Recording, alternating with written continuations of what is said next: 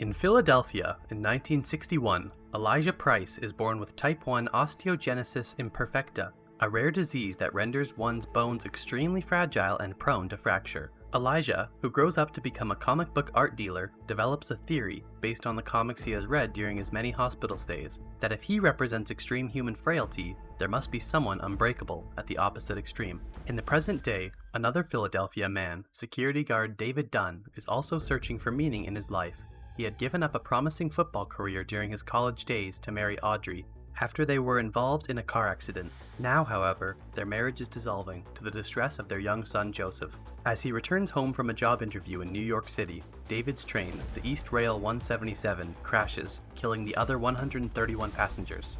He is the only survivor, sustaining no injuries. At the crash victim's memorial service, he finds a card on his car's windshield with the logo of Elijah's art gallery, limited edition, printed on it, with a message on the back of the card asking if David has ever been ill. David and Joseph meet with Elijah, who proposes to David that he is the kind of person after whom comic book superheroes are modeled, and repeatedly pursues the issue with David and Audrey, trying to learn whether or not David has ever been ill or injured. Although Elijah unsettles him, David begins testing himself. While lifting weights with Joseph watching, he bench presses about 350 pounds, well above what he could do before. Joseph begins to idolize his father and believe that he is a superhero, although David still maintains that he is just an ordinary man. David challenges Elijah's theory with an incident from his childhood when he almost drowned. Elijah suggests that the incident highlights the common trope whereby superheroes often have a weakness. He contends that David's weakness might be water.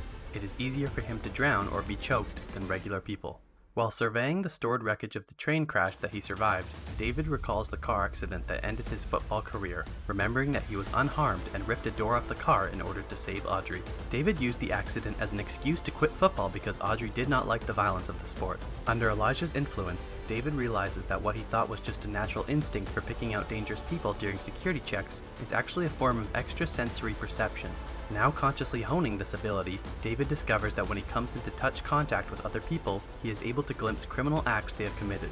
At Elijah's suggestion, David stands in the middle of a crowd in Philadelphia's 30th Street station. As various people bump into him, he senses the crimes they perpetrated, such as theft, assault, and rape, and finds one he can act on: a sadistic janitor who invaded a family home, killed the father, and is now holding the wife and their 2 children captive. David follows the janitor to the victim's house, frees the children, and finds their mother, but the janitor ambushes him and pushes him off a balcony into a swimming pool. David nearly drowns since he cannot swim, but the children rescue him. He then attacks the janitor from behind and strangles him to death. While he remains uninjured, unfortunately he discovers the mother is also dead. That night, he and Audrey reconcile. The following morning, he secretly shows a newspaper article on the anonymous heroic act, featuring a sketch of David in the hooded rain poncho he wore while confronting the janitor, to Joseph, who recognizes the hero as his father and promises to keep his secret. David attends an exhibition at limited edition and meets Elijah's mother, who explains the difference between villains who fight heroes with physical strength versus those who use their intelligence. Elijah brings David to the back room of his studio, extends his hand, and asks David to shake it. Upon doing so, David sees visions of Elijah orchestrating several terrorist disasters, including David's recent train accident, causing hundreds of deaths. David is horrified, but Elijah insists the deaths were justified as a means to find him. Calling himself Mr. Glass, a nickname children had used to taunt him with when he was growing up, he explains that he now realizes his own purpose in life: to be the villain to David's hero. David walks away in horror and disgust while Elijah taunts him, and it is revealed that David eventually reported Elijah's actions to the police, with the result being Elijah convicted of murder and terrorism and committed to an institution for the criminally insane.